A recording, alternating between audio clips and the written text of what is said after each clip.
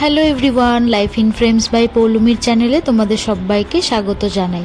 দিদির বিয়ের শপিংয়ের পার্ট 4টা আনতে একটু দেরি হয়ে গেল, বাট আশা করছি তোমাদের সবার এই ভিডিওটা অনেক বেশি ভালো লাগবে। আজকে আমি আর আমার দিদি যাচ্ছিলাম হাইল্যান্ড পার্কের মেট্রোপলিস মলে। এখন আছি অজয়নগরে।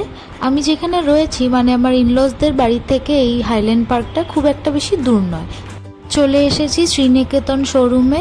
এখান থেকে আমরা অনেক কিছু কেনাকাটা করেছি, তবে টাইমটা শর্ট থাকার জন্যে কি কিনলাম সেগুলো আর ভিডিও করার সময় হয়নি। আমার পার্সোনালি ওনাদের daily wire sari, salwar sweet, party wear salwar স্যুটগুলো ভীষণ পছন্দ, তাই আমি চেষ্টা করি যখন এখানে আসি একবার করে এই শোরুমটির থেকে ঘুরে যাওয়ার। চলো, হয়ে গেছে বিলিং করা, এবার বের হই। লাঞ্চ টাইম হয়ে গেছে, তাই এত গরমে আজকে আর বাইরে লাঞ্চ না করে আজকে একটু বাড়ি ফিরেই লাঞ্চ করব, তারপর বিকেলে আবার বের হব। দুপুর হয়ে গেছিলো বলে মলটা একটু খালি খালিই লাগছিল। সবাই প্লিজ ভিডিওটা শেষ অবধি দেখো, কারণ বিকেলে কি কিনছি সেটাও তো দেখতে হবে, তাই না? আসলে বিয়ের এই যে শপিং করার মোমেন্টগুলো সবার কাছেই খুব মেমোরেবল। দিদির বিয়ের জন্য যা যা শপিং করছি, আমারও ঠিক আমার বিয়ের শপিংয়ের কথাগুলো মনে পড়ে যাচ্ছিল। তোমরাও জানিও তো কেউ মেমোরিজ রিকল করতে পারলে কি না। আর বিয়ের শপিংয়ের টাইমে তোমাদের কোনটা বেস্ট মেমোরি সেটা শেয়ার করতে কিন্তু ভুলো না।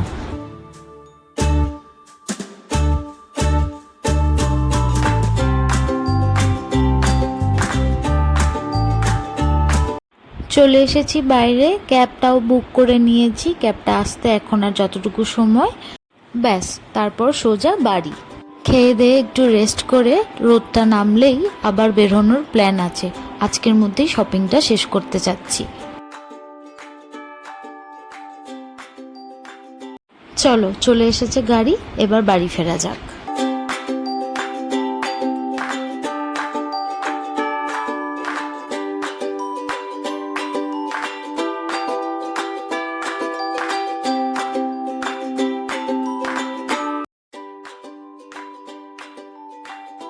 খুব বেশি একটা সময় লাগবে না বাড়ি ফিরতে, তবে ভিডিওটা একটু বড় হতে চলেছে। বিকেলে কোথায় যাচ্ছি সেটাও তো দেখবে নাকি। এই যে আবার বের হয়ে পড়েছি খাওয়া দাওয়া করে রেস্ট নিয়ে, কিন্তু এখনো আমরা দুজনেই বের হয়েছি। আজকে ও আর আমাদের সাথে বের হয়নি, এত গরম দেখে ও ঘরেই রেস্ট করছে। এখন আমরা যাচ্ছিলাম শ্যামবাজারে, তবে এই লোকেশনটা বাড়ি থেকে বেশ কিছুটাই দূর ছিল। আমরা এখন বেনারসি নিকেতন শোরুমে যাচ্ছি, তবে আজকে দিদির জন্য নয়, নেব এখন মায়ের জন্য। মা দিদির বিয়েতে যেই শাড়িটা পরবে ইচ্ছে আছে এখান থেকেই সেটা নিয়ে যাওয়ার। চলো তাহলে ভেতরে গিয়ে দেখি।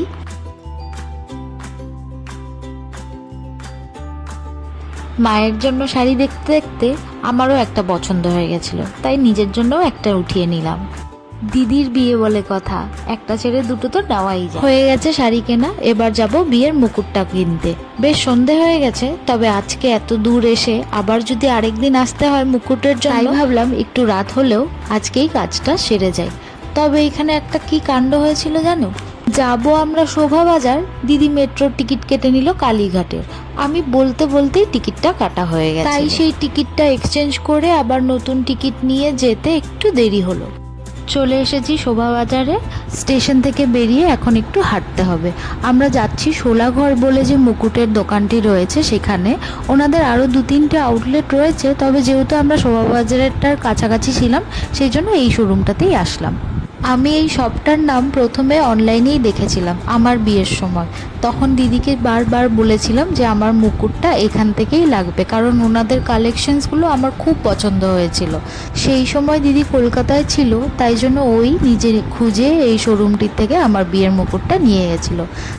তাই আমরা ভাবলাম ওর বিয়েরটাও এখান থেকেই নেব, কারণ সত্যি ওনাদের কালেকশনসগুলো খুব সুন্দর দেখতে। তোমরাও দেখো, তোমাদের কিছু যদি পছন্দ হয় ওনাদের অনলাইন ডেলিভারিও হয়ে যায়। এখানে শুধু মুকুটই নয়, কুলো, হলদির জুয়েলারি, গাছকৌটো, এগুলো সব সুন্দর করে কাস্টমাইজেশনও করা যায়। দিদি এখানে ট্রাই করে দেখছিল কোনটা ওর ফেসের সাথে ভালো যাচ্ছিল। কোনটা ডিসাইড করলাম সেটা না হয় বিয়েতেই দেখো। তোমরা চাইলে কমেন্টসেও জানাতে পারো যে দিদির ফেসে কোনটা বেশি ভালো যাচ্ছিল। হয়ে গেছে আমাদের মুকুট কেনা, চলো এবার বাড়ি ফিরি। অনেক রাত হলো, আবার মেট্রো করেই আজ বাড়ি ফিরবো। দিদির বিয়ের শপিংয়ের প্রায় সবটাই তোমাদের সাথে শেয়ার করেছি। তোমরা অবশ্যই দেখে জানিও যে তোমাদের কেমন লাগছে ভিডিওগুলো। এরপর দিদির প্রি ওয়েডিং আছে, আমি সেই ভিডিওগুলোও তোমাদের সাথে অবশ্যই শেয়ার করব। চলো ভিডিওটাও তাহলে এখানেই শেষ করছি। ভিডিওটা ভালো লাগলে একটা লাইক আর সাবস্ক্রাইব করে দিও। Bye bye.